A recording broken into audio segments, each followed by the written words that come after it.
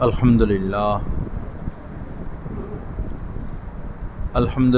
वकफ़ा वसलामुन अला इबादिहिल्लज़ीना इस्तफ़ा अम्मा बअद फ़अऊज़ु बिल्लाहि मिनश शैतानिर रजीम बिस्मिल्लाहिर रहमानिर रहीम या अय्युहल्लज़ीना इत्तक़ुल्लाह वकूनू मअस्सादिक़ीन सदक़ल्लाहु मौलानल अज़ीम वक़ाल रसूलुल्लाहि सल्लल्लाहु तआला अलैहि वसल्लम मा तरक्तु बअदी फितनतन अदर्रु अलर रिजालि मिनन निसा वक़ाल अलैहि स्सलातु वस्सलाम यक़ूलुल्लाहु सुब्हानहु व तआला अना इंदा ज़न्नि अब्दी बी व अना मअहु इज़ा ज़करनी फ़इन ज़करनी फ़ी नफ़्सिही ज़करतुहु फ़ी नफ़्सी व इन ज़करनी फ़ी मलइन ज़करतु फ़ी मलइन खैरिन मिन्हु औ कमा क़ाला अलैहिस्सलातु वस्सलाम अक़ाल अलैहिस्सलातु वस्सलाम अत्तुहूरु शत्रुल ईमान अक़ाल रसूलुल्लाहि सल्लल्लाहु अलैहि वसल्लम अल बरकतु मआ अकाबिरिकुम औ कमा क़ाला अलैहिस्सलातु वस्सलाम अल्लाहुम्मा सल्लि अला सय्यिदिना व मौलाना मुहम्मद व अला आलि सय्यिदिना व मौलाना मुहम्मद व बारिक वसल्लिम अस्तग़फिरुल्लाहल्लज़ी ला इलाहा इल्ला हुवल हय्युल क़य्यूम व अतूबु इलैहि। আল্লাহ পাক জাল্লা জালালুহু আমাদের সবাইকে মাফ করে দেন। আল্লাহ পাক আমাদের আজকের এই মজলিসকে কবুল করেন। আমাদের সবাইকে পুরা মহল্লার সকল নারী পুরুষ ছেলে মেয়ে আল্লাহ পাক সবাইকে কামেল হেদায়েত নসিব করে দেন। লা ইলাহা ইল্লাল্লাহ। বাজিতপুর মার্কাজ মসজিদ দাওয়াত ও তবলিগের এই মেহনত মকবুল এক মেহনত, বরকতময় এক মেহনত। নিজের টাকা পয়সা খরচ করে, নিজের সময় ব্যয় করে, দুনিয়ার সামান্য পরিমাণও স্বার্থ যেখানে নাই, এরপরে মানুষের পিছনে পিছনে ঘোরা, মানুষকে দিনের পথে ডাকা অনেক বড় কোরবানি। আল্লাহ পাক আমাদেরকে ইখলাসের সাথে দিনের হার খেদমত করার তৌফিক দান করেন। তো আজকে ইসলাহি বয়ান।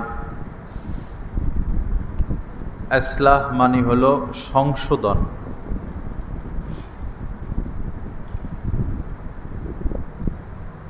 আমাদের মধ্যে যে ভুল ত্রুটি রয়েছে আত্মিকভাবে, আমলগত, এগুলোর সংশোধন করা।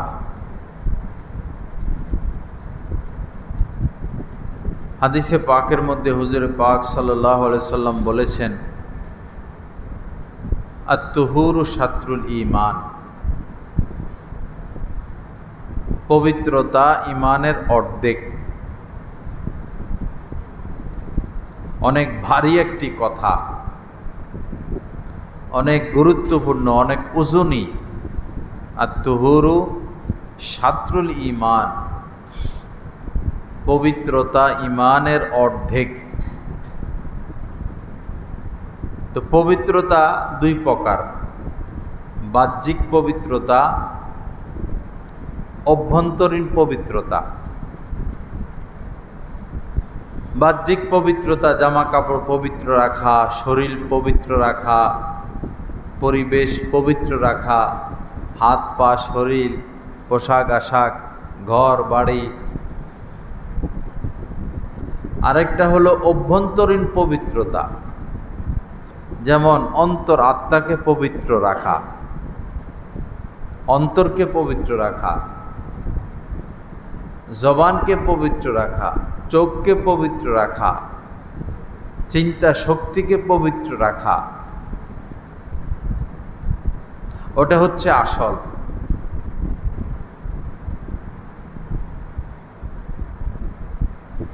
অন্তর পবিত্রতা বলতে অন্তরের মধ্যে, কলবের মধ্যে অনেক ধরনের রোগ হয়, যেমন দেহের মধ্যে রোগ হয়,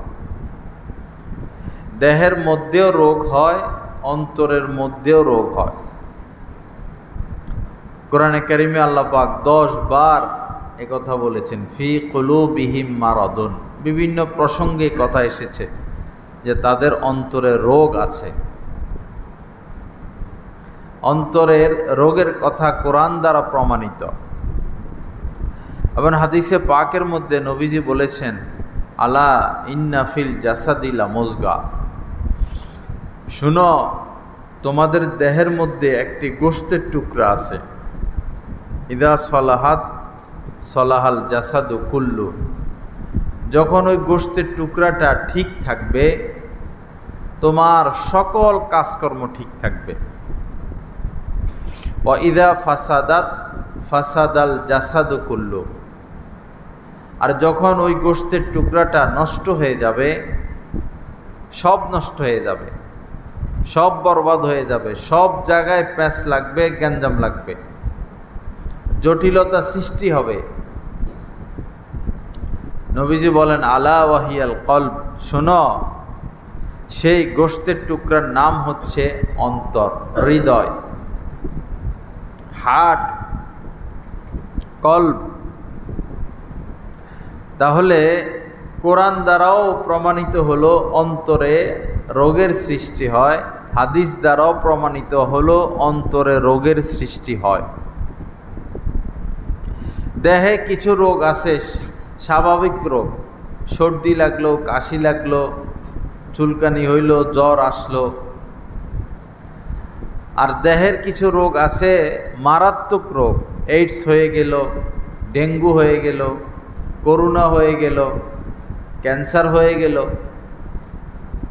সাধারণ রোগ আর ভারী রোগ। হৃদয়ের মধ্যেও অন্তরের রোগের মধ্যেও কিছু আছে সাধারণ রোগ আর কিছু আছে ভারী ভারী রোগ। এমন রোগও আছে যে রোগ অল্প যদি থাকে, এই রোগটা, এই বিমারিটা, অল্প রোগের কারণে জাহান্নামে যেতে হবে, অল্প রোগ।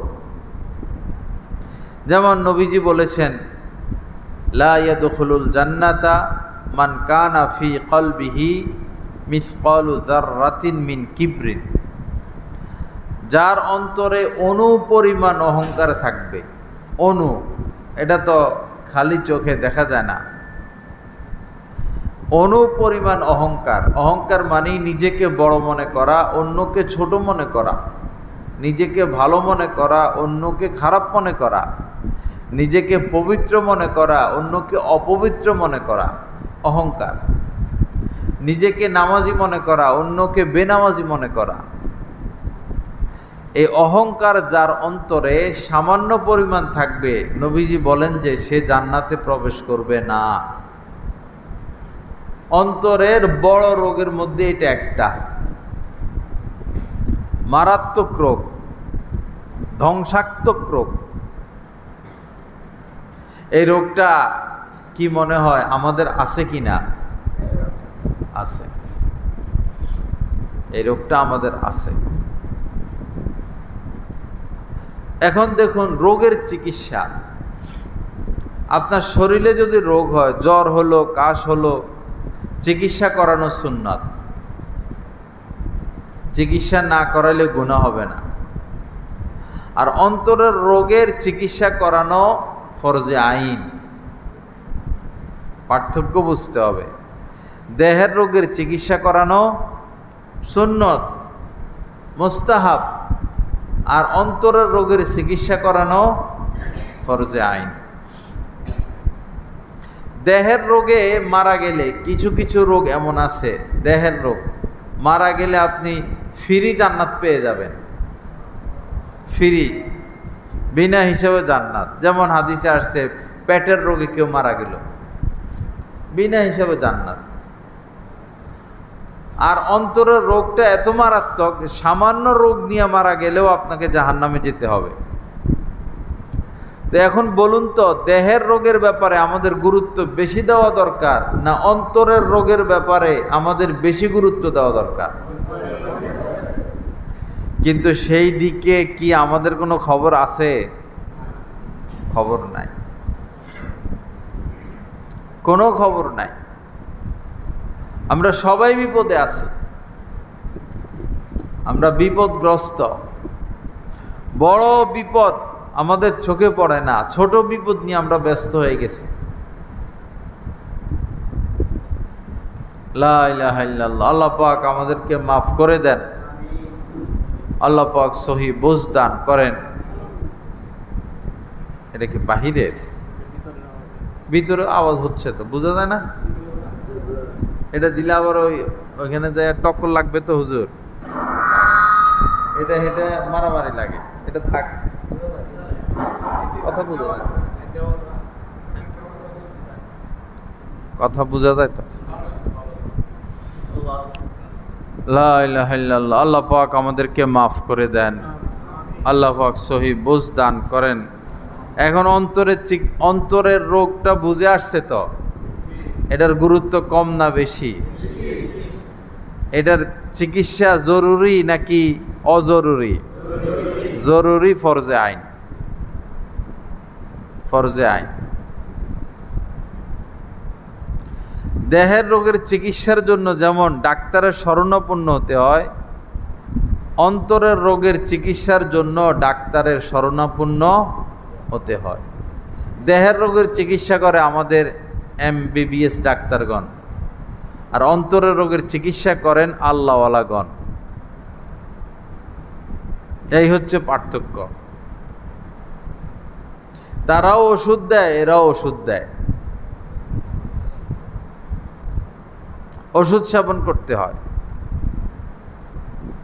পার্থক্য হলো, দেহের রোগওয়ালারা ভিজিট নেয়, ওষুধ কিনতে টাকা লাগে, টেস্ট করতে টাকা লাগে। আর যারা অন্তরের রোগের ডাক্তার, তাদের কোনো ভিজিট নাই, ওষুধ কিনতে টাকাও দেওয়া লাগে না, শুধু পরামর্শ করা, পরামর্শ মোতাবেক চলা। এত সহজ, এরপরও এই ব্যাপারে আমাদের গুরুত্ব নাই। আল্লাহ সহি বুঝ দান করেন। আল্লাহ পাক অন্তরের রোগের ব্যাপারে আমাদেরকে সচেতন করেন। যেমন হিংসা,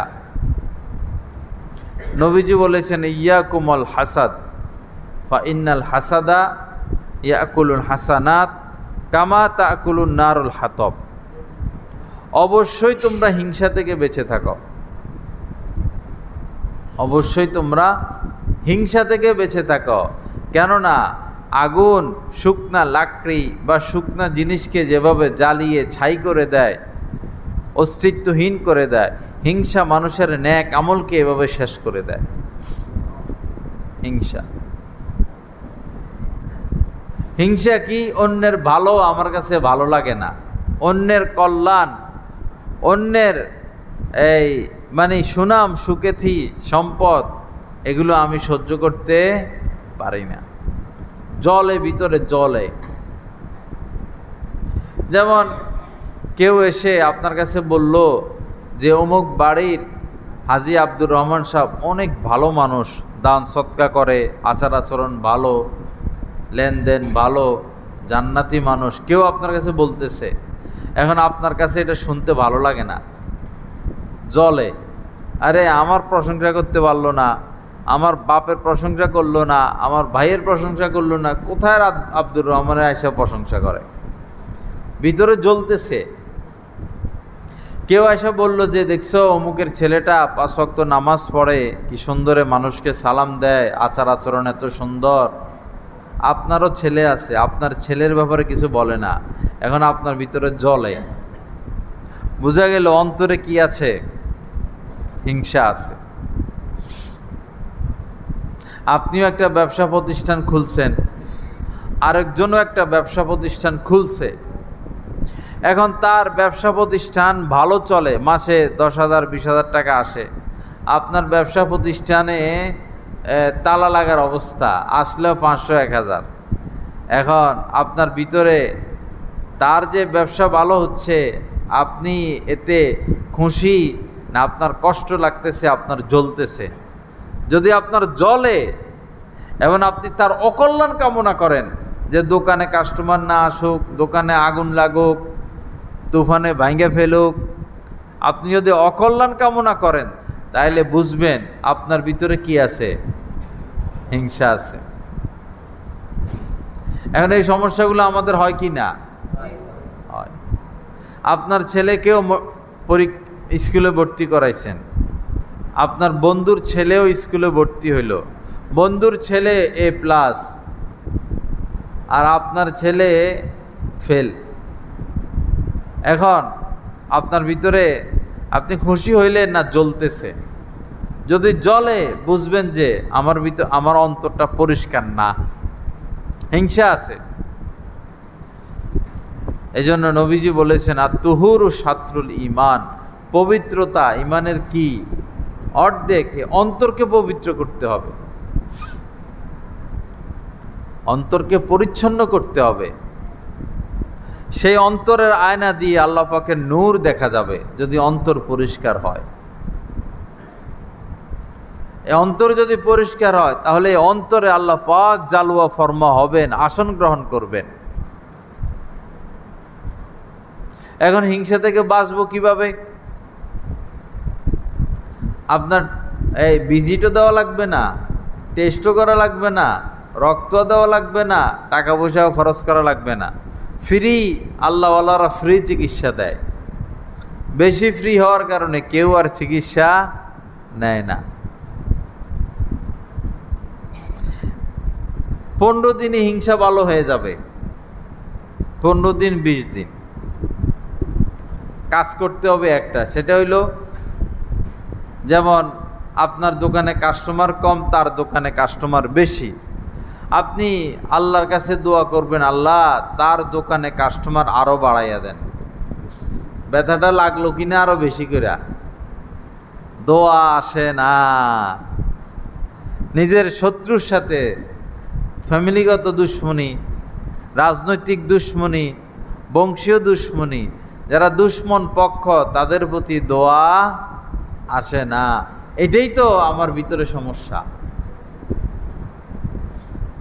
আমার ভিতরে এটাই সমস্যা। দোয়া করতে হবে উল্টা, আল্লাহ তার দোকানে তো বেচা কিনা অনেক হয়, আল্লাহ আরো বাড়াইয়া দেন। মাসে 20,000 আসে, মাসে 50,000 দেন, 1 লাখ দেন, 5 লাখ দেন, 1 কোটি দেন। লাগতেছে। লোহার মধ্যে যখন জং লাগে, এরপরে আগুনে দেয়, আর হাতুড়ি দিয়ে দেয় বাড়ির উপরে বাড়ি, আর জং থাকে। আপনি জং দূর করতেছেন আর কি, ভিতরের জংটা আপনি দূর করতেছেন। এটাই রাস্তা, হিংসাটা দূর করার এটাই কি রাস্তা। দেন বাড়ির উপরে বাড়ি দেন। এভাবে দোয়া করবেন, আল্লাহ তার ছেলেটা ভালো ফলাফল করছে, একবারে IA BA MA মাস্টার্স সব ক্লাসে তাকে একবারে A+ দেন, তার জন্য ভালো চাকরির ব্যবস্থা করেন। এই দোয়া করবেন। আবার পাশাপাশি এও বলতে পারেন, আল্লাহ আমার দোকানেও কিছু কাস্টমার দেন, আমার তো বিবি বাচ্চা আছে, আমার ছেলেটাকেও কিছু ভালো রেজাল্টের তৌফিক দেন এবং চাকরির ব্যবস্থা করেন। এইভাবে তার জন্য দোয়া করা। আরেকটা মেডিসিন হইল, যার প্রতি আপনার হিংসা হয়, সে এখানে নাই, চায়ের দোকান বা কোনো মজমা, 4-5 জন মানুষ, এখন আপনি তার প্রশংসা করবেন যে অমুক মানুষ, লোকটা আসলে ভালো মানুষ, ব্যবহার ট্যাবহার ভালো, ওনার আচার আচরণ আমার কাছে ভালো লাগে। ভিতরে তো আপনার কষ্ট, এখন হার্ট সার্জারি হইতেছে।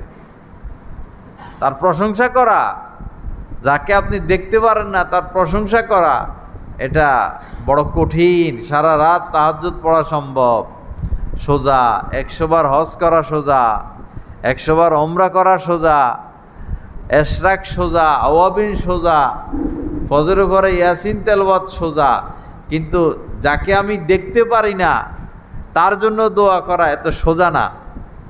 কিন্তু আপনি তো রোগী, আপনি এখন চিকিৎসা নিচ্ছেন, তার প্রশংসা করে ফেলবেন। এরপরে মাঝে মধ্যে হযরত থানভী রহমতুল্লাহ আলাইহি লিখছেন, আপনার চিকিৎসা তো করতে হবে, আপনি হিংসার রোগী। মাঝে মধ্যে সম্ভব হলে তাকে একটু হাদিয়া দেওয়া। চায়ের দোকানে বসে রয়েছে, একটু চা খাইতে দিলেন, বা বাড়িতে আমের সিজন চলতেছে, 5 কেজি আম কিনে পাঠাই দিলেন। হাদিয়া হলো একটা পরমাণু বোমা। হাদিয়া দিলে দুশ্মন বন্ধু হয়ে যায়, আর হাদিয়া না দিলে বন্ধু দুশ্মন হয়ে যায়। নবীজি বলতেন হাদিয়া দাও। বিশেষ করে যার সাথে টক্কর বনিবনা হয় না, আপনাকে দেখতে পারে না, আপনার সমালোচনা করে, আপনার দুশ্মন, তাকে হাদিয়া দিবেন। আলেম ওলামাদেরকে হাদিয়া দিবেন, ইমাম সাহেবকে হাদিয়া দিবেন। সেই ছোটোকালে প্রাইমারি স্কুলে পড়ছেন, তাকে কিছু হাদিয়া দিবেন। ছোটোকালে আপনাদেরকে কোলে নিছে, আমাদেরকে কোলে নিছেন, বহু মানুষ এরকম আছেন, তাদেরকে হাদিয়া দেওয়া সামর্থ্য অনুযায়ী একটা সুন্নত জিন্দা হলো।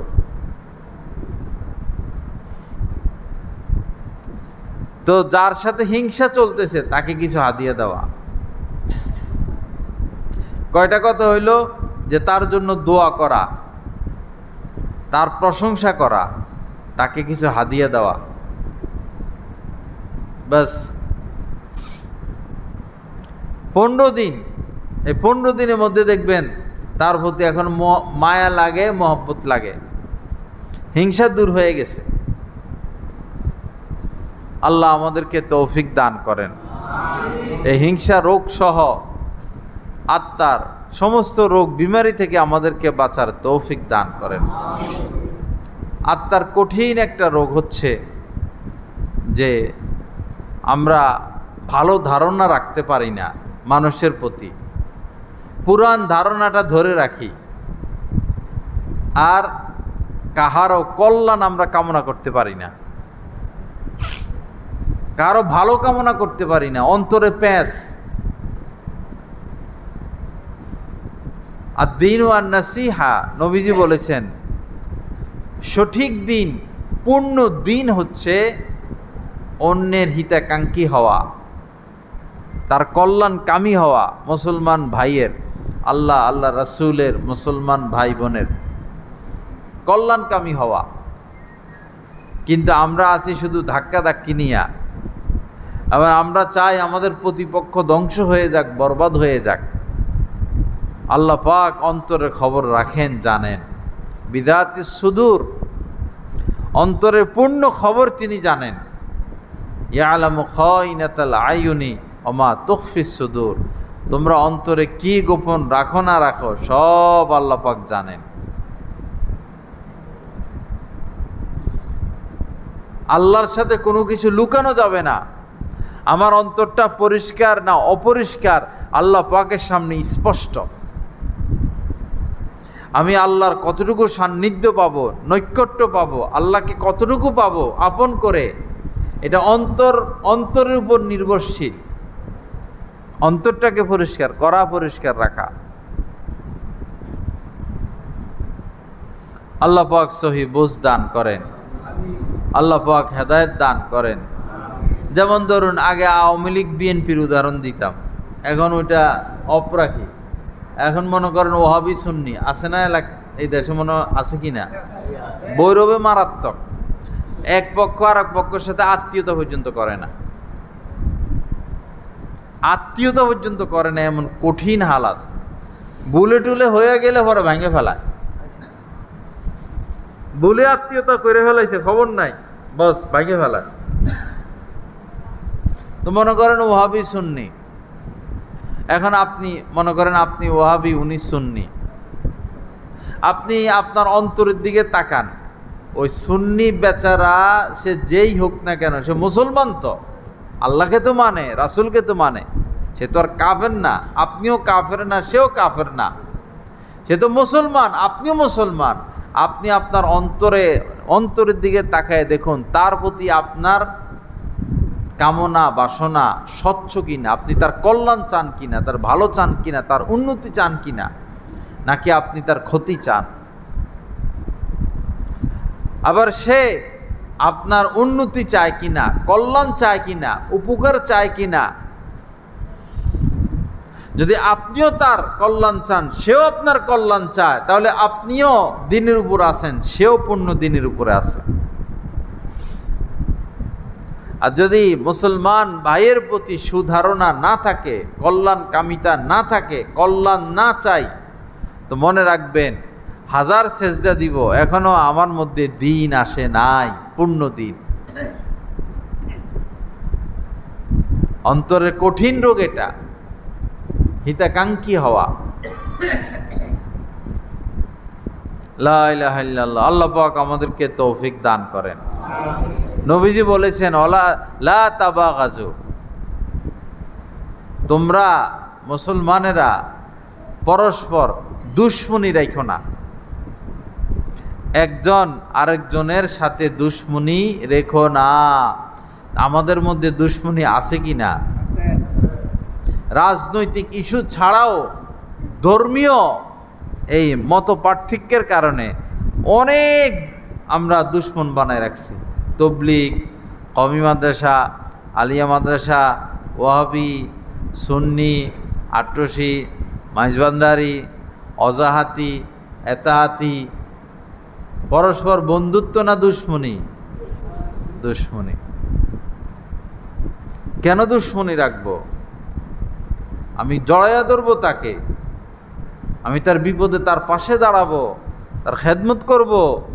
আমার নবী ইহুদির পচরা পায়খানা পরিষ্কার করে দিচ্ছেন, আমার আপনার নবী বুড়ি মহিলা কাফের নবীরে গালি দিচ্ছেন, নবী নিজে গালি শুনতেছে, এরপরও তার গাঁটটি পোছাইয়া দিচ্ছেন, অসুস্থদের সেবা করছেন। কেমন নবীর উম্মত হইলাম? মুমিন মুসলমানদের সাথে আমরা দুশ্মনী পয়দা করে রাখছি। কেন এত পার্থক্য? কেন অন্তরটা পরিষ্কার করতে পারি না, বুকে নিতে পারি না আমার মুসলমান ভাইকে? আল্লাহ পাক সহি বোঝ দান করেন। ওই যে অন্তরে সমস্যা, এই কারণে বুকে নিতে পারি না।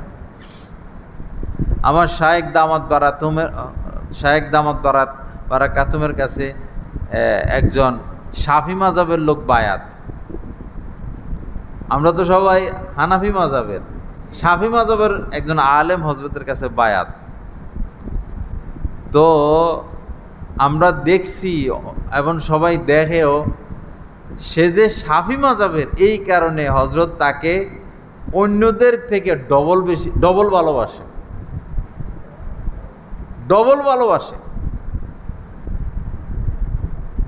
আগে আমরা ছোটকালে আলিয়া মাদ্রাসায় যারা পড়ায় একটু অন্য চোখে দেখতাম, বা দেখে মানুষ এই পক্ষ এই পক্ষকে, এই পক্ষ এই পক্ষকে। পরে আমি আমার শায়েখের খানকায় গেলাম, দেখলাম যে আলিয়া মাদ্রাসার লোকজনও আসে হযরতের খানকায়। আলিয়া মাদ্রাসার প্রিন্সিপাল হযরতের খলিফা, আলিয়া মাদ্রাসার মুহাদ্দিস হযরতের মুরিদ, বহু আলিয়া মাদ্রাসার লোকজন হযরতের মজলিসে। এবং তাদের যে জামা, সেই এই সরসিনা চরমনার ওই সাইডের যেরকম জামা, এরকম টুপি, হযরতের মজলিসে বসতেছে, হযরত মহব্বত করতেছেন। আশ্চর্য লাগলো। এরপর থেকে বেদাতি দেখলে আমি একটু বেশি মহব্বত করি, হিন্দু দেখলে আরো বেশি মহব্বত করি, অন্য মাযহাবের লোক দেখলে আরো বেশি মহব্বত করি। দুশ্মনীর দরকার কি? এক লোক ভিন্ন লাইনের একদিন আমার জড়ায় ধরছে বাজারে। কি ব্যাপার? কয়, হুজুর, এই কমলপুর মাদ্রাসা মসজিদে এই 30 বছরের মধ্যে কেউ কোনোদিন খাজা মঈনুদ্দিন চিশতির নাম নেয় নাই, আপনি নিছেন, এজন্য আমি আপনারে মহব্বত করি। ভাই দূরে সরাইয়া দিব কি জন্য?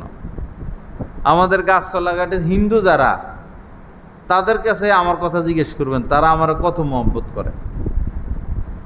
হেরা বলতেছে হুজুরের কিছু হইলে আগে আমরা লাঠি ধরবো, লাঠি আগে আমরা নিমু। হিন্দুরা বলে দেখলে আমি দেখা করি, কথা বলি, জড়াই ধরি। এই সুন্দর আচরণের উসিলায় তো এই কাফেররা নবীর উপর ঈমান আনছেন, নাকি শুধু তলোয়ার দিয়ে কাটছেন নবীজি? সুন্দর আচার, মহব্বত।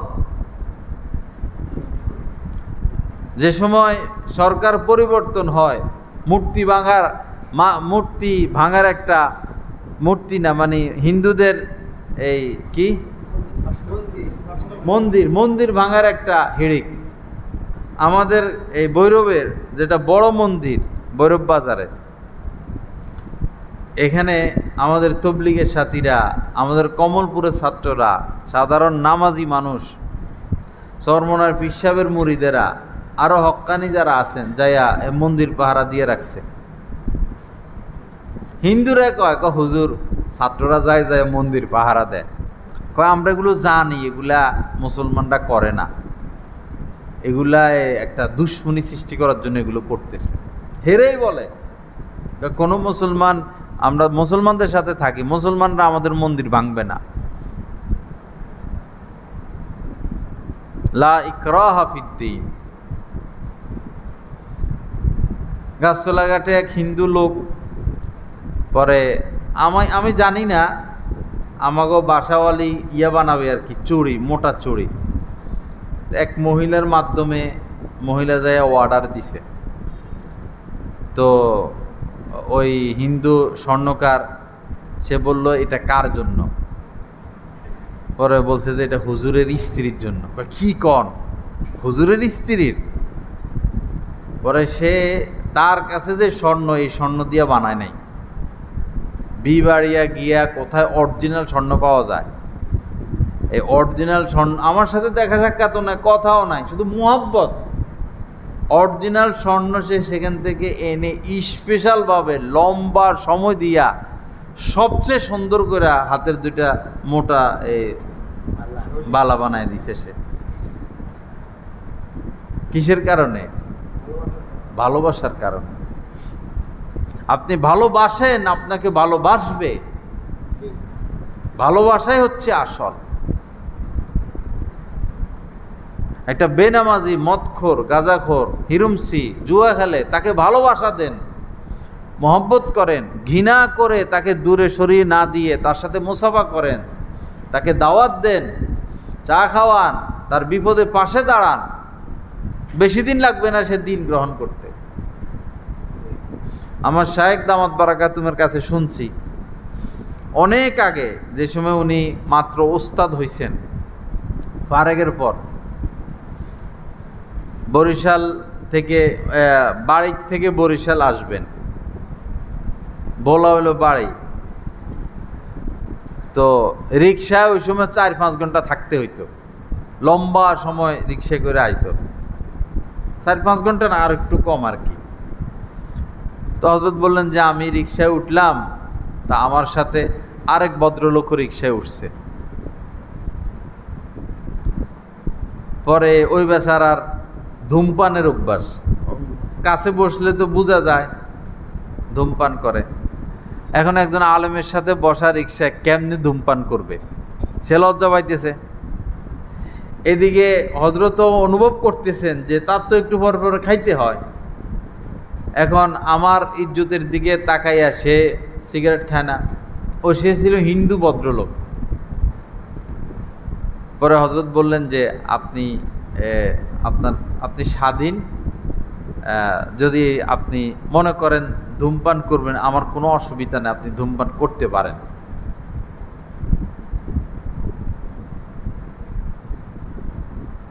পরে তাও সে ইতস্ত বোধ করতেছে।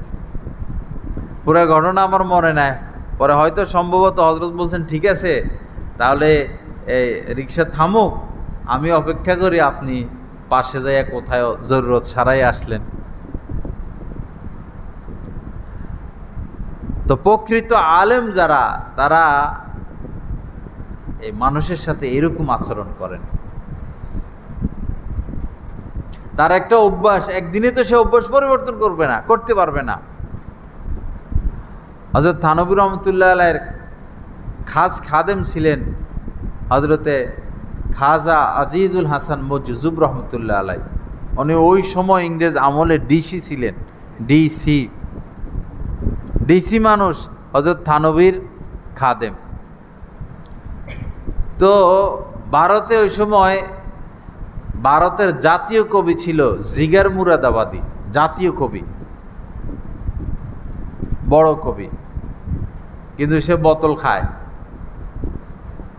তো একদিন হযরত থানভী রহমতুল্লাহ আলাইহির ওই খাদেমের সাথে দেখা। তো কবি বলল যে আমার তো মন চায় হযরত থানভীর খানকায় যাই, তার সোহবতে যাই, কিন্তু আমি তো বোতল ছাড়া থাকতে পারি না। তা আমি এ বোতল নিয়ে কেমনে তার কাছে যাবো? পরে খাজা সাহেব বলল, ঠিকই তো, বোতল নিয়ে যাবেন কেমনে? গেলে বোতল ছাড়াই যেতে হবে। পরে হযরত থানভীর কাছে একদিন খাজা সাহেব বলছেন যে এরকম জিগার মুরাদাবাদীর সাথে দেখা, সে আপনার কাছে আসতে চাইছে, আমি নিষেধ করছি, সে তো বোতল সহ আসতে চায়। অনেক রাগ করছেন হযরত থানভী, কেন তুমি তারে নিষেধ করছো?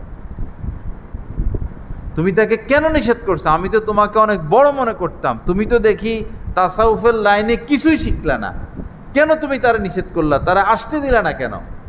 সে খানকায় আসুক, আমার রুমে থাকুক। খানকার পরিবেশ যদি অসচ্ছল হয়, তাকে আমি আমার বাসায় নিয়ে রাখতাম, সে আমার বাসায় গিয়ে স্বাধীন থাকতো, তাও তারা তুমি আসতে দিতা। অনেক রাগ করছেন। পরে আবার জিগার মুরাদাবাদী খবর পাইছেন, তো ঠিকই একদিন আসছেন। আইসা হযরত থানভী রহমতুল্লাহ আলাইহির সাথে সাক্ষাৎ হয়েছে। পরে 3টা দোয়া চাইছেন। প্রথম দোয়া নিজের থেকেই, ওয়াজ করা লাগে নাই। সোহবত এমন জিনিস, বহু মানুষ নবীজির চেহারা দেখে বলছেন এই লোক কোনোদিন মিথ্যাবাদী হতে পারে না, চেহারা দেখে ঈমান নিয়ে আসছে। ঘন্টাকে ঘন্টা ওয়াজ জরুরি না, আসলে হলো সোহবত। হযরত থানভীর সোহবতে এসে মন গলে গেল, দিলের মধ্যে পরিবর্তন হলো। পরে সে 3টা দোয়া চাইছে, হযরত দোয়া করবেন যেন আমি মদ ছাড়া দিতে পারি। হযরত বললেন যে দোয়া করি, আল্লাহ পাক তোমাকে এটা বর্জনের তৌফিক দেন। দোয়া চাইছে, হযরত দোয়া করবেন যেন আমি দাড়ি রাখতে পারি। হযরত দোয়া করছেন, আল্লাহ তোমাকে দাড়ি রাখার তৌফিক দেন। 3য় দোয়া চাইছেন যে আমি যেন হজ করতে পারি। সুবহানাল্লাহ। বুঝা গেল নেশাখোর মদখোর তারও আল্লাহর ঘর দেখার কি আছে, শখ আছে। এই দোয়াও করছেন। পরে ঠিকই মদও ছাড়ছেন, দাড়িও রাখছেন, হজও করছেন। পরে ইসলামের পক্ষে সে কবিতা লিখতেন, ইসলামের পক্ষে সে কবিতা লিখত। এই জন্য খারাপ মানুষদেরকে দূরে সরাইয়া দিতে নাই। নামাজ পড়ে না, জুয়া খেলে, সুদ খায়, মদ খায় না, পাপীকে ঘৃণা করা যাবে না, পাপকে ঘৃণা করতে হয়। বিষয় 2টা, একটা হলো পাপ, একটা হলো পাপী। যে পাপী তাকে ঘৃণা করার কোনো সুযোগ ইসলামে নাই। পাপটাকে ঘৃণা করবেন। যেমন কেউ গাঁজা খায়, যে খায় তাকে ঘৃণা করা যাবে না, কাজটাকে ঘৃণা করতে হবে, এই কাজটা খারাপ। আজকে সে গাঁজা খাচ্ছে, হয়তো আগামীকাল সে তওবা করে বড় পীর আব্দুল কাদের জিলানী হয়ে যাবে। আর আপনি আজকে নামাজি, আল্লাহ না করেন, এমনও তো হইতে পারে কালকে আপনি মদ খাওয়া শুরু করবেন। সম্ভব কি না? সম্ভব। এজন্য ওয়ালা তুজাক্কু আনফুসাকুম, নিজেকে একবারে পবিত্র পবিত্র এগুলো প্রকাশ না করা। কার কখন কি হয়ে যা বলা যায় না। ওহি লেখক সাহাবী, নবীর জামানা ওহি লেখক সাহাবী এমনও হয়েছে যে মোরতাদ হয়ে মারা গেছেন, নাউজুবিল্লাহ। আল্লাহ আমাদেরকে হেফাজত করেন। হযরতে মুয়াবিয়া রাদিয়াল্লাহু তাআলা আনহু, ওনার ছেলেকে তো উনি যোগ্য মনে করছেন। আসলে সে যোগ্য ছিল, সে সাহাবাদের সাথে যুদ্ধে গেছেন, সে তাহাজ্জুদ পড়তো, সে আল্লাহর মানে অনেক ভালো লোক ছিল, অনেক ইস্তেদাদ ছিল তার। ছেলে যোগ্য ছিল, এরপরে ওনার নজরে ছেলেই ছিল উপযুক্ত, ছেলেকে দায়িত্ব দিছে। পরে যে ছেলে ক্ষমতা পাইয়া উল্টাপাল্টা শুরু করবে এটা তো আর তিনি জানতেন না। পরিবর্তন এসে গেছে নিজের মধ্যে। পরিবর্তন আসতে কতক্ষণ? চোর আল্লাহর ওলি হয়ে যায়, আর বহু নামাজি আছে চোর হয়ে যায়। এজন্য কাউকে কখনো ছোট নজরে না দেখা, আর নিজের আমল, নিজের তাকওয়া, নিজের এগুলোর উপর গর্ব গৌরব না করা, এগুলো আল্লাহর দান, আল্লাহ দিয়েছেন, আল্লাহ যে কোনো মুহূর্তে নিয়েও যেতে পারেন। হযরতে আল্লামা শিবলি রহমতুল্লাহ আলাই, সেই বাগদাদের যিনি খুব প্রসিদ্ধ আল্লাহর ওলি ছিলেন, উনার পীর হযরত আব্দুল্লাহ ইবনে উনদুলুস রহমতুল্লাহ আলাই, বহু খানকা ছিল ইরাক, সিরিয়া, এই সমস্ত এলাকায়। ওই সময় তো মাদ্রাসা কম ছিল, আর দাওয়াত ও তাবলীগের কাজ ছিল না। পীর মাশায়েখদের মাধ্যমে দ্বীনে খেদমত হইতো। পীর মাশায়েখগণ একটা কাফেলা নিয়ে এই এলাকায় সফর করতেন, সে এলাকায় সফর করতেন, আলেমরা এই এলাকায় সফর করতেন, সে এলাকায় সফর করতেন, এইভাবে দ্বীনের কাজ হইতো। তো এই হযরত আব্দুল্লাহ ইবনে উনদুলুসি রহমতুল্লাহ আলাই একটা খ্রিস্টান এলাকার দিকে যাচ্ছেন, খ্রিস্টান এলাকার উপর দিয়ে যাচ্ছেন, সাথে বড় বড় আলেম ওলামা, ওই জামানার শ্রেষ্ঠ আলেম ওলামা ওনার সাথে। উনিও শ্রেষ্ঠ আলেম, উনি কোরআনের হাফেজ, 30,000 হাদিস সনদ মতন সহ উনার মুখস্থ। সনদ মতন, আমরা হাদিস জানলেও মতন জানি, হাদিসটা মুখস্থ জানি, হাদিসের সনদ জানি না। উনি 30,000 হাদিস উনার মুখস্থ ছিল সনদ সহ, যেটা বিস্ময়কর ব্যাপার। আমরা 20টা হাদিসের সনদ বলতে পারবো না, অথচ আমরা হাদিস পড়াই। নাহলে 1-2টা কইতে পারবো, সেই ইন্নামাল আমালু বিন্নিয়াত এক দৌড়ে আল্লাহ রাসূল পর্যন্ত 1-2টা কয়ে দিতে পারবো, কিন্তু 30,000 হাদিসের সনদ বলা, এটা এই জামানার মানুষের ব্রেনে ধরবে না। কম্পিউটারে হ্যাক হয়ে যাবে এত কিছু সেভ করতে যাইয়া। এই খ্রিস্টান পল্লী পার হচ্ছেন, তো খ্রিস্টান মেয়েরা কুয়া থেকে পানি নেওয়ার জন্য আসতেছে। একটা সুন্দরী মেয়ের দিকে উনার দৃষ্টি গেল, নজর গেল, এক দৃষ্টিতেই উনি দেওয়ানা হয়ে গেছেন, মেয়ের প্রেমে পড়ে গেছেন, ওই জায়গায় বসে গেছেন। বৈশা সাথীদেরকে, বৈশা আর কেউ সাথে কথা বলেন না। 3 দিন 3 রাত এক জায়গায় বসা একজন মানুষ, সাথীদের কান্না, উনিও কাঁদতেছেন, সাথীরাও কাঁদতেছে, সব বড় বড় আলেম, মুহাদ্দিস, ফকি। সাথীদেরকে বলতেছেন, তোমরা আমাকে ভুলে যাও, তোমরা আমাকে ছেড়ে চলে যাও, আমি আগের অবস্থায় নাই, ঈমান বাইর হয়ে গেছে, তোমরা আমাকে ভুলে যাও। কেউ সাথে কোনো কথা বলেন না, এতটুকুই বলেন, ভুলে যাও, তোমরা এখান থেকে চলে যাও, আমি ওই খ্রিস্টান মেয়েকে বিয়ে করব। 3 দিন 3 রাত কতক্ষণ থাকবে সাথীরা? আর কান্না কাটি, আহজারি। এখন লিডারের এই অবস্থা। যাই হোক, পরে সাথীরা ওনাকে ছেড়ে চলেই গেল, কত আর থাকবে। উনি গিয়ে এই মেয়ের বাড়ি খোঁজখবর নিয়ে মেয়ের বাপের সাথে দেখা করে বিয়ের প্রস্তাব দিছেন। মেয়ের বাপ শর্ত দিছেন 2টা, এক হইল খ্রিস্টান ধর্ম গ্রহণ করতে হবে, 2 হইল 1 বছর সুর চড়াইতে হবে। 1 বছর সুর চড়াইবে, এরপরে সে খ্রিস্টান ধর্ম গ্রহণ করবে, এরপরে মেয়ের সাথে বিবাহ দিবে সে। বস ওই সুর চড়ানো শুরু করছে, যার লক্ষ লক্ষ শীর্ষ। আজ সে কি করতেছে? শুয়োর চড়ায়। 1 বছর পর আল্লামা শিবলি রহমতুল্লাহ আলাই বাগদাদে তার সকল খানকা বন্ধ হয়ে গেছে। ওয়াজ মাহফিল, মাদ্রাসা, তার লক্ষ লক্ষ মুরিদান, সবার আহজারে কান্নাকাটি। 1 বছর পর মন আর মানে না যে শায়েখকে একটু দেখে আসি। এই সে আল্লামা শিবলি রহমতুল্লাহ আলাই খুঁজতে খুঁজতে খুঁজতে খুঁজতে, মোবাইল ফোন তো আর নাই, অনেক খোঁজাখুঁজির পর পাইছেন যে অমুক জায়গায় শুয়োর চড়ায়। পরে সেখানে গেলেন, দূর থেকে দেখছেন শায়েখ দাঁড়ানো, গলার মধ্যে খ্রিস্টানদের পৈতা এবং একটা লাঠি ছিল, ওই লাঠিতে বড় করে তিনি শুয়োর চড়াইতেছেন, শুয়োর পালতেছেন। দূর থেকে দেখেই আর সহ্য করতে পারেন নাই। আল্লামা শিবলিও কাঁদতেছেন আর শায়েখও কাঁদতেছে। ওনাদের দুইজনের কান্না দেখে ওই শুয়োরগুলো মাটিতে গড়ায় গড়ায় কাঁদতেছে। হৃদয় বিদারক ঘটনা। পরে কাছে গেছেন, কথাবার্তা হয়েছে, বলল, হজরত আপনি কোরআনে কারিমের খোঁজখবর নিছেন। পরে লাস্ট কথা, হজরত আপনি তো হাফেজ ছিলেন, কোনো আয়াত আপনার মুখস্থ আছে কিনা? তো বললো, সব ভুলে গেছি। কোনো হাদিস মুখস্থ আছে কিনা? 30,000 হাদিসের আপনি হাফেজ ছিলেন।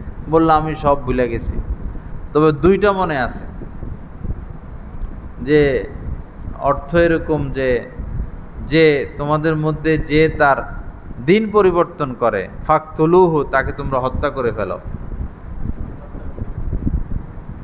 যে দিন পরিবর্তন করে তাকে হত্যা করো, এটা শুধু মনে আছে। যাই হোক, পরে থাইকা টাইকা আর কি করবেন, উনি তো উনার কথার উপরে আছেন। এই মেয়েকে বিয়ে করবে 1 বছর পরে। এদিকে আল্লামা শিবলি রহমতুল্লাহ আলাইহি পরে চলে গেলেন বিদায় নিয়া। উনি যাচ্ছেন বাগদাদের দিকে। ফজরের যখন সুবে সাদিক, তখন ঝর্ণার ভিতর থেকে কালেমা শাহাদাত পড়তে পড়তে কে যেন আসতেছে।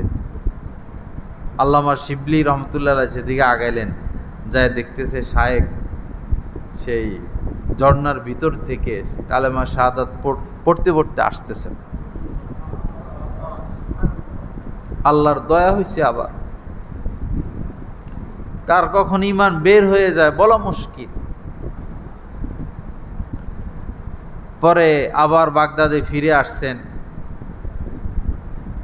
খানকাগুলো আবাদ হয়েছে, আল্লাহর ইচ্ছা পুরা কোরআন আবার তার আয়ত্তে আসছে, হাদিস আয়ত্তে আসছে। তখন একদিন লোকজন জিজ্ঞেস করছে, হযরত কি হয়েছিল ব্যাপারটা? এই যে পৃথিবীর ইতিহাসে এমন একটা ঘটনা ঘটলো, ব্যাপারটা কি ছিল? তখন তিনি বলছেন, যখন ওই খ্রিস্টান মেয়ের দিকে আমার নজর পড়ে, তখন আমার মনের মধ্যে কথা আসছিল, আরে এত সুন্দর একটা মেয়ে, এত সুন্দর হইয়া লাভ হইল কি? জ্বলবে তো জাহান্নামের আগুনে, ঈমান নাই। তখন গায়েব থেকে আমি আওয়াজ পাইছি, তার ঈমান নাই। তার মানে তোমার যে ঈমান আছে, এটা কি তোমার বাহুবলে? তুমি তোমার বাহুবলে ঈমানদার হইছ? এরপরে আমি অনুভব করলাম আমার ভিতর থেকে পাখির মতো উড়া দিয়া কি যেন বাইর হয়ে গেছে, মানে ঈমান বের হয়ে গেছে। ঈমান কত বড় দৌলত! হাদিস শরীফের মধ্যে এসেছে সারমর্ম যে বান্দা অনেক সময় এমন সুন্দর কথা বলে, আল্লাহর এমন পছন্দ হয়। তার নাম লেখা ছিল জাহান্নামীদের লিস্টিতে, আল্লাহর পছন্দ হয়েছে তার একটা কথা, জাহান্নামের লিস্টি থেকে তার নাম কেটে জান্নাতীদের লিস্টিতে তার নাম লিখে দেওয়া হয়। আবার লেখা আছে নাম জান্নাতীদের লিস্টিতে। এমন এক মানে কথা বলে, এমন এক খতরনাক মারাত্মক কথা সে বলে বসে, আল্লাহ এত অসন্তুষ্ট হন, জান্নাতের লিস্ট থেকে তার নাম কেটে জাহান্নামের লিস্টের মধ্যে লিখে দেওয়া হয়। খতরনাক। ওয়ালা তাকফু মা লাইসা লাকা বিহি ইলম। এজন্য সব বিষয়ে মাতামাতি করতে নাই।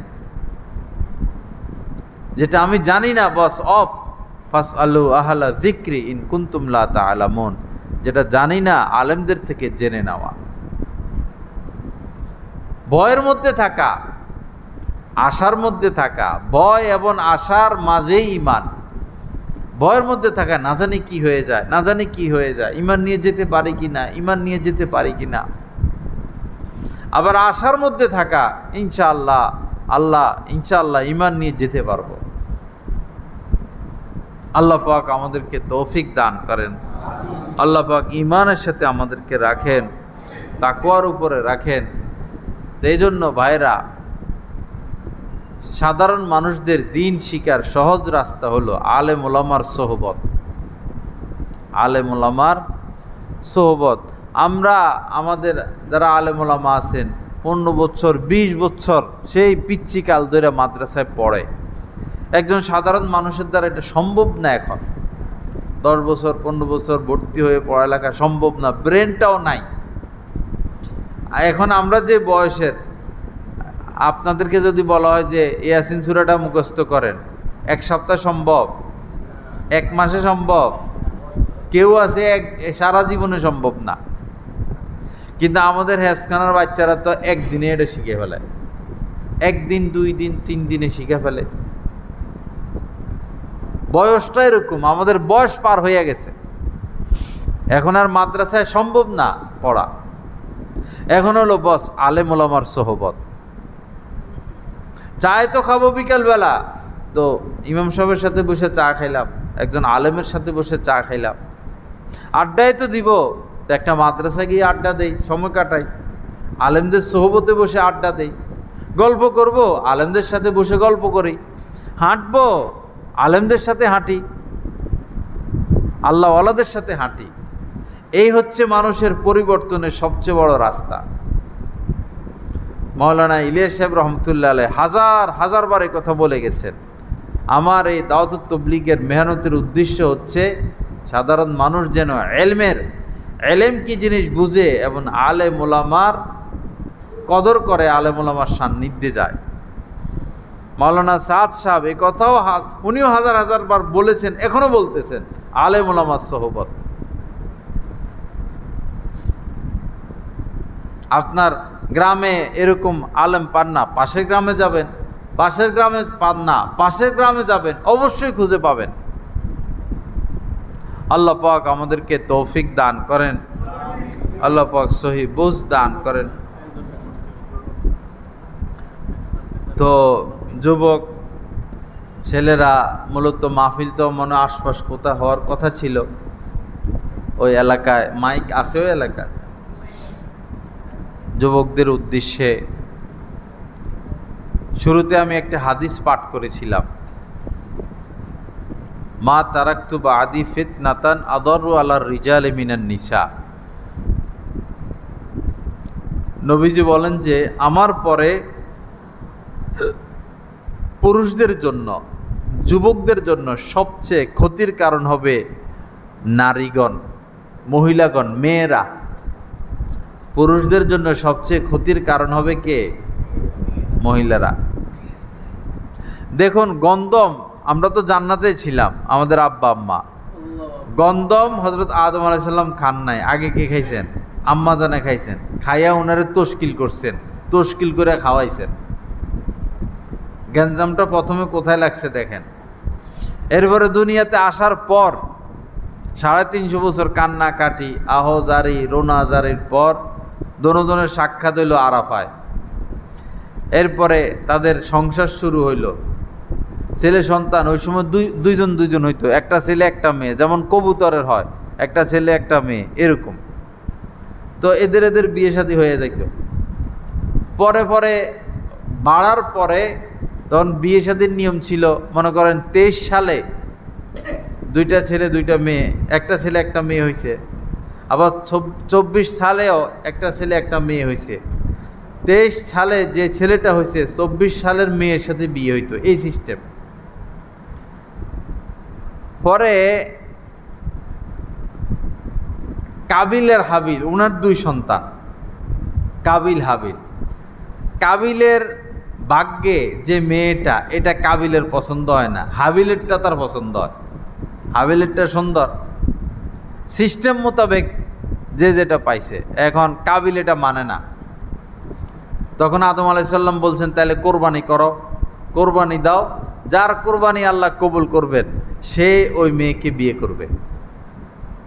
তা হাবিল কাবিল দুজন কোরবানি দিছেন, আল্লাহ পাক হাবিলেরটা কবুল করছেন। আগে কোরবানির নিয়ম ছিল পাহাড়ের উপরে নিয়ে জন্তু দিয়ে আসতো, আকাশ থেকে একটা নূর বা আগুনের মতো একটা জিনিস আসতো, আইসে এটারে নিয়ে যাইত। হাবিলেরটা কবুল হয়েছে। এখন কাবিলের মাথা আরো গরম, তোরে হত্যা করবো, এই করবো সেই করবো, করলে কর, কিন্তু আমি তোরে হত্যা করব না। পরে ঠিকই হত্যা করছে আপন ভাইকে। কার প্রেমে পড়ে? নারীর প্রেমে। পৃথিবীর সর্বপ্রথম বড় পাপ কি কেন্দ্রিক? নারী কেন্দ্রিক। এরপরে বনি ইসরায়েলের সর্বপ্রথম ফিতনা, ওয়াত্তাকুদ দুনিয়া ফাত্তাকুদ দুনিয়া ওয়াত্তাকুন নিসা ফাইন্না আউয়ালা ফিতনাতি বানি ইসরাঈলা কানাত মিনান নিসা। আল্লাহ পাক বলেন যে দুনিয়াকে ভয় করো এবং নারীদেরকেও ভয় করো, কেননা বনি ইসরায়েলের সর্বপ্রথম ফিতনা আসে নারীদের মাধ্যমে।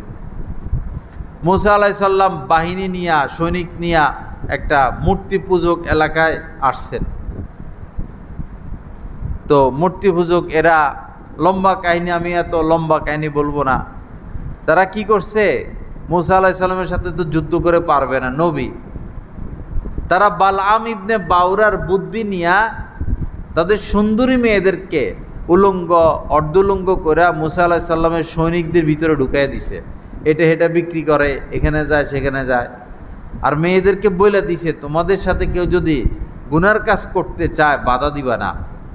তো মুসা আলাইহিস সালামের এক মুজাহিদ একটা মেয়ের সাথে গুনার কাজ করে, সাথে সাথে আল্লাহর লানত আসে, গজব আসে, বিপদ আসে, মহামারী শুরু হয়, ৭০,০০০ সৈনিক মারা যায়, পরে তাকে হত্যা করা হয়।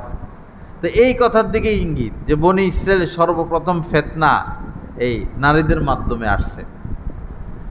এরপরে আমাদের যত রাজা বাদশাহ ভারতবর্ষের, মুঘল, স্পেন মুসলমানদের হাতে ছিল। এই ফিলিস্তিনের পূর্ববর্তী রাজা বাদশারা, এই সব রাজা বাদশারা ইহুদি খ্রিস্টানদের মেয়েদের এসকে পড়ে অথবা কোনো নারীর এসকে পড়ে, মদের এসকে পড়ে কি হারাইছে? রাজত্ব হারাইছে। সংক্ষিপ্ত ইতিহাস বলে দিলাম আপনাদেরকে।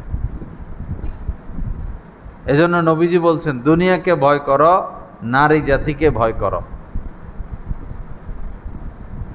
হাদিস শরীফের মধ্যে আসছে, আর দুনিয়া কুল্লুহা মাতা, এই সারা দুনিয়ায় যা আছে, মাছ, গোশত, ফল মূল, সব নিয়ামত আর নিয়ামত। খায়রু মাতাঈদ দুনিয়াল মারআতুস সালিহা, কিন্তু শ্রেষ্ঠ নিয়ামত হচ্ছে একজন নেককার স্ত্রী। বলেন সুবহানাল্লাহ। ইলিশ মাছ নিয়ামত, খাসির গোশত নিয়ামত, পাখির গোশত নিয়ামত, ফলমূল নিয়ামত। শ্রেষ্ঠ নিয়ামত কি?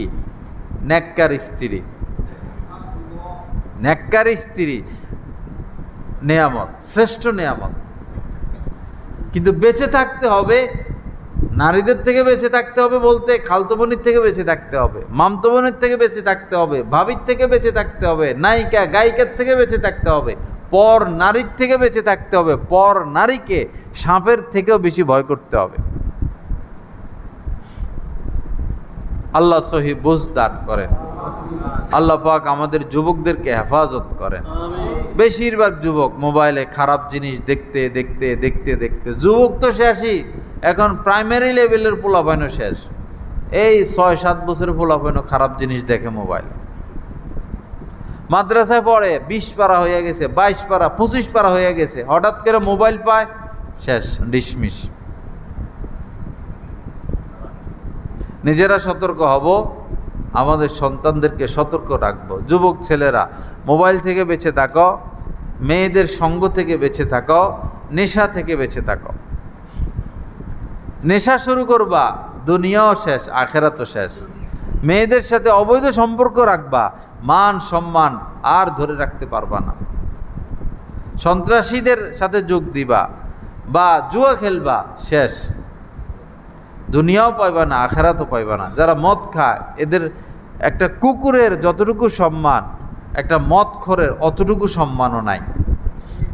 একটা কুকুর ঘরের দুয়ারে বসে থাকলে তারা জায়গা দেয়, দোকানের সামনে বসে থাকলে জায়গা দেয়, কিন্তু একটা মদখোররে কেউ ঘরের দুয়ারে জায়গা দিবে না। আমি একদিন মাহফিলে যাচ্ছি ভৈরবের ভিতরেই, একটা লোক এরকম পড়ে রয়েছে রাস্তায়, মুখে দিয়া লালা বাইর হইতেছে, কেউ ধরে না।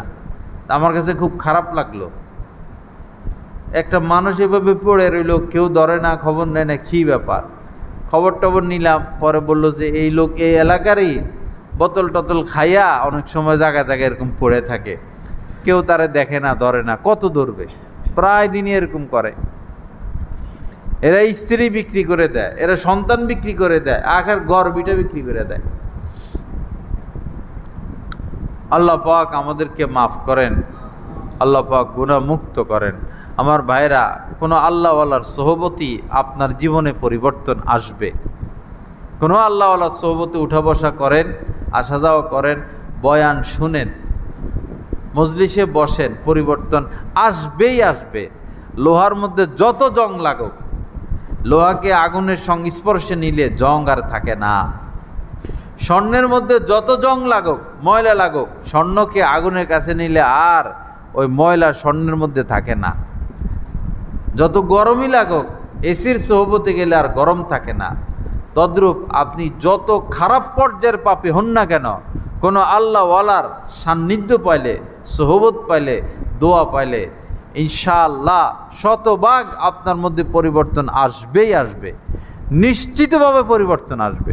নজর হেফাজত করতে পারেন না, নারীদের দিকে চোখ চলে যায়, মোবাইলে খারাপ জিনিস দেখার অভ্যাস, রাস্তা একটা, কোনো আল্লাহওয়ালার সোহবত, কোনো আল্লাহওয়ালার সোহবত আপনাকে এই পাপ থেকে রক্ষা করতে, সহযোগিতা করতে সহযোগী হবে।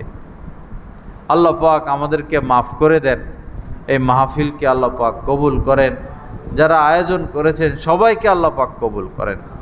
যাই হোক, কথা শেষের দিকে আসুন, আমরা ওই আত্মার রোগের তো আর সমাধান করতে পারলাম না, আত্মার রোগের ব্যাপারে আমরা সতর্ক হব। বেশি কথা বলা এটাও আত্মার একটা রোগ।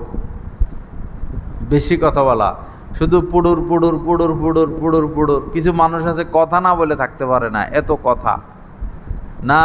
লা তুকসিরুল কালামা বিগাইরি যিকরিল্লাহ, নবীজি বলেছেন আল্লাহর জিকির ব্যতীত আর বাড়তি কোনো কথা বলবা না, প্রয়োজন ছাড়া। ফাইন্না কাসরাতুল কালামি বিগাইরি যিকরিল্লাহি কসওয়াতুন লিল কলব, কেননা এই বেশি কথা বলা, অতিরিক্ত কথা বলা, অপ্রয়োজনীয় কথা বলাই মানুষের অন্তর শক্ত হওয়ার কারণ, অন্তরটা শক্ত হয়ে যায়। আত্মার একটা রোগ। কুদৃষ্টি করা, সুশ্রী ছেলেদের দিকে কুদৃষ্টি করা, মেয়েদের দিকে কুদৃষ্টি করা আত্মার রোগ। বেশি খাওয়ার লোভ, দুনিয়াটা খেয়ে ফেলবো, খাই খাই খাই খাই করে, আত্মার রোগ।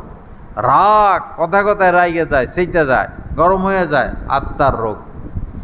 এরপরে অহংকার, আত্মার রোগ। এরপরে এরকম ইমাম গাজ্জালী রহমতুল্লাহ 10টা মৌলিক আত্মার রোগের কথা বলছেন। কুধারণা, স্ত্রীর প্রতি কুধারণা, মুসলমান ভাইদের প্রতি কুধারণা আত্মার রোগ। এই আত্মার রোগগুলো থেকে আমাদের বাঁচতে হবে। আল্লাহ আমাদেরকে তৌফিক দান করেন। বিশেষ করে বাবা, নজরকে হেফাজত করা। এখন সবচেয়ে বেশি পাপ হচ্ছে চোখ দিয়া। মোবাইল খুললেই মহিলা মানুষ, সবার হাতে মোবাইল, খবর শোনার জন্য মোবাইলে ঢুকে পরে আরও কিছুও দেখে, ইউটিউবে যায় বয়ান টয়ান শুনতে, পরে আরও কিছু শুনে।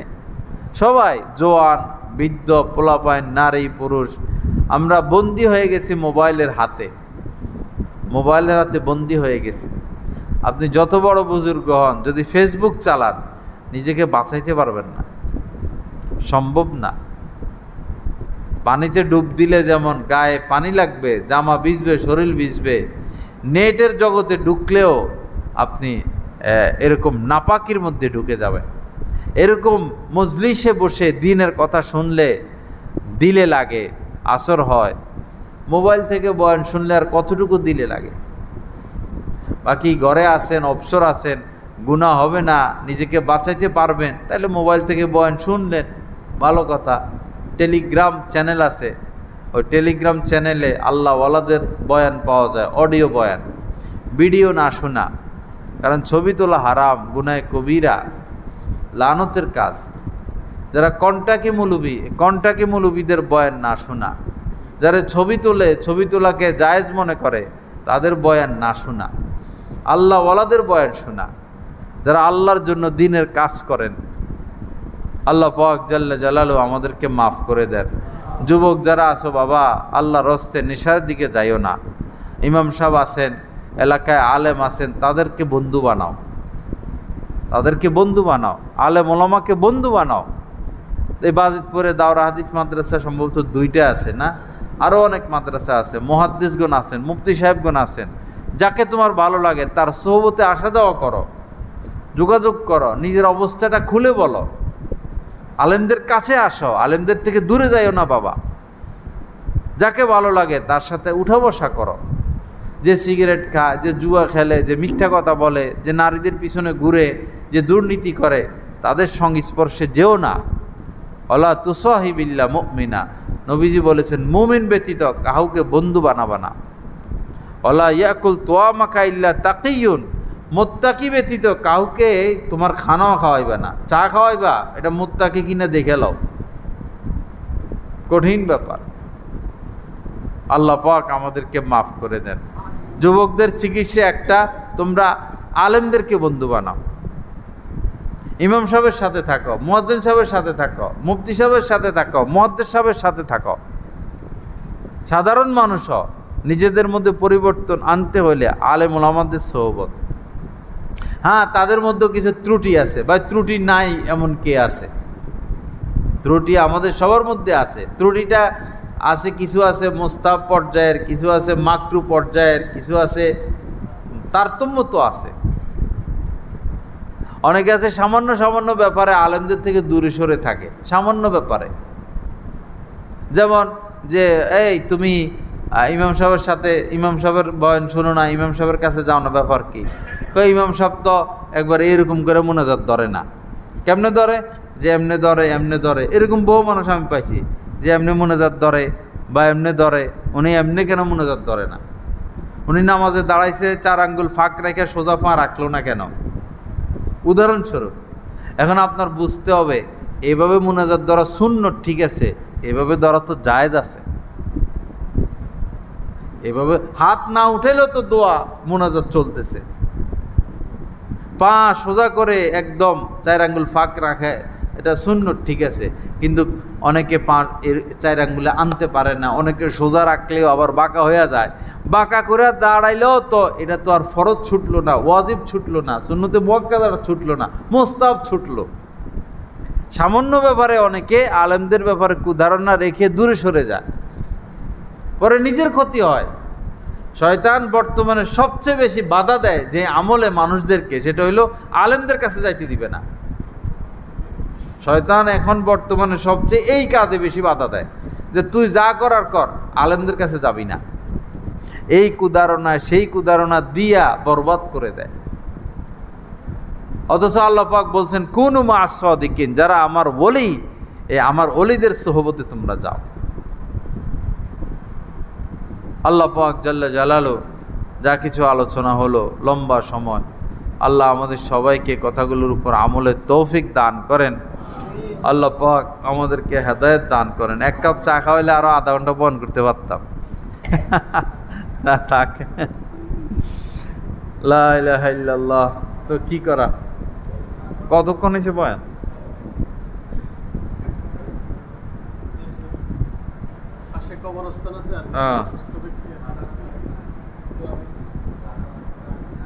হ্যাঁ,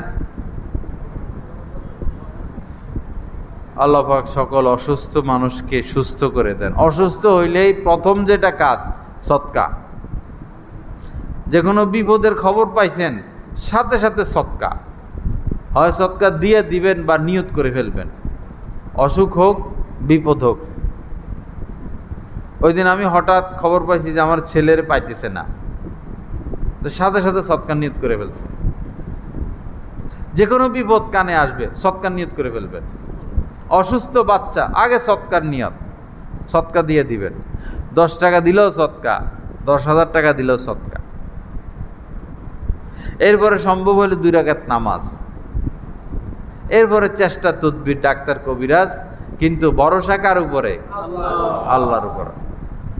তখন সহজেই সমাধান হয়। কেন আমরা দৌড়ে ডাক্তারের কাছে দৌড়াদৌড়ি, ল্যাবিড স্কয়ার, এটা হেটা, ইন্ডিয়া ভারত, আল্লাহর সাথে যোগাযোগ নাই। আল্লাহকে বলবেন তো, ডাক্তারের কাছে যাওয়ার আগে আল্লাহকে বলবেন, আল্লাহ ডাক্তারের মাথায় আমার বাচ্চার যে ওষুধে আপনি শেফা রাখছেন, ডাক্তারের মাথায় সেই ওষুধটা দিয়ে দেন।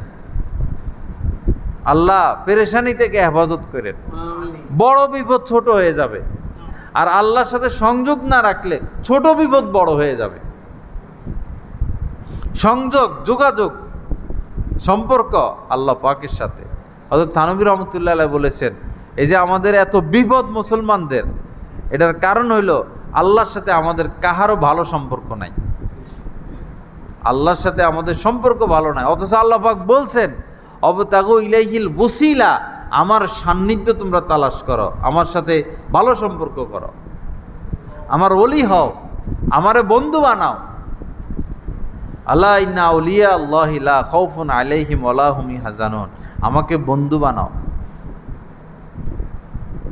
আমরা তো আল্লাহকে বন্ধু বানাইলাম না। লা ইলাহা ইল্লাল্লাহ। আল্লাহ পাক আমাদের সবাইকে মাফ করে দেন। মিলেমিশে থাকবেন, মহব্বতের সাথে থাকবেন। দলাদলি এগুলো ঠিক না। এই জামু তো সবাই একসাথে জান্নাতেই, এই দল হোক আর এই দল হোক, যাব কোথায়? জান্নাতে। তো ওই সময় দেখা দেখি হবে না, তো ওই সময় মনে পড়বে না যে হায় রে কি জন্য খামোখা দলাদলি করছি। দলাদলির দরকার নাই, বস গুনাহ থেকে বেঁচে থাকবো। হজ করতে গেলে তো এক জায়গায় যাই, উমরা করতে গেলে এক জায়গায় যাই, আমাদের আজান একরকম, আমাদের নামাজ একরকম, আমাদের রোজা একরকম। মহিলাদের পর্দা করতে হবে সবাই মানে, সুদ ঘুষ হারাম সবাই মানে, মিথ্যা হারাম সবাই মানে, কাউকে কষ্ট দেওয়া হারাম সবাই মানে কি না? কোরআন মানি, হাদিস মানি। সামান্য ব্যাপারে এই দলাদলি না করা, মনেরটা মনে রাখা, মিল মিশ মহব্বত ভালোবাসার সাথে থাকা। আল্লাহ পাক আমাদেরকে তৌফিক দান করেন, আল্লাহ সহি বোঝ দান করেন। হ্যাঁ, বায়াত হইলে দোয়ার পরে আলহামদুলিল্লাহ রাব্বিল আলামিন, আসসালাতু ওয়াসসালামু আলা সাইয়্যিদ ওয়া আলা আলিহি ওয়া আসহাবিহি আজমাইন। হযরত ওয়ালা দামাত বারাকাতুহুমের প্রতিটি বয়ান পাচ্ছেন নেটের মাধ্যমে, টেলিগ্রামের মাধ্যমে। প্রথমত গুগল প্লে স্টোর থেকে টেলিগ্রাম অ্যাপসটি ডাউনলোড করতে হবে। তারপর টেলিগ্রাম অ্যাপসে প্রবেশ করে নিজের মোবাইল নাম্বার এবং একটি ভেরিফিকেশন কোড প্রদানের মাধ্যমে অ্যাকাউন্ট খুলতে হবে। অ্যাকাউন্ট খোলার পর ডান পাশে উপরে একটি সার্চ আইকন থাকবে, ওইখানে বাংলায় লিখতে হবে বয়ানে মাওলানা জহিরুল ইসলাম সাহেব, অথবা ইংরেজিতে @বয়ানবিডি। তারপর চ্যানেলে প্রবেশ। পরবর্তী কাজ হলো নিচে জয়েন আইকন থাকবে, ওইখানে ক্লিক করা। জয়েন হয়ে যাওয়ার পর পূর্ববর্তী আপলোডকৃত সকল বয়ান আপনারা পেয়ে যাবেন খুব সহজে। আলহামদুলিল্লাহ, প্রতি ইংরেজি মাসের শেষ শুক্রবার কমলপুর মাদ্রাসা মসজিদে মাসিক ইজতেমা অনুষ্ঠিত হয়। উক্ত মজলিসে অংশগ্রহণ করার জন্য সকলের প্রতি দীনী দাওয়াত রইল।